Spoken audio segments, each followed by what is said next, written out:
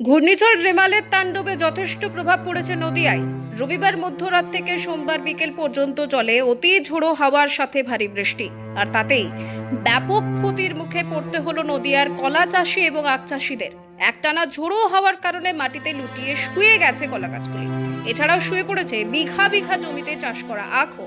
আর এ নিয়েই দুশ্চিন্তায় এখন চাষিরা। তারা এই বিষয়ে জানাচ্ছেন এই ঝড়ে অতিরিক্ত ক্ষতি হলো তাদের।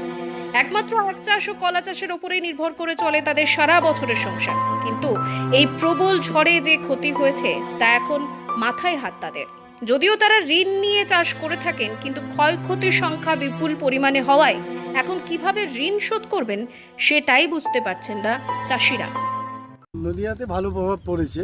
এই আখ চাষি কলা চাষির একটা ব্যাপক ক্ষয়ক্ষতির একটা জায়গায় আমরা পড়েছি। কারণ যেভাবে আমাদের আখ চাষ আর কলা চাষে যেভাবে মাটিতে শুয়ে দিয়েছে, এই সংস্কার করতে আমাদের একটা বিশাল একটা অঙ্কের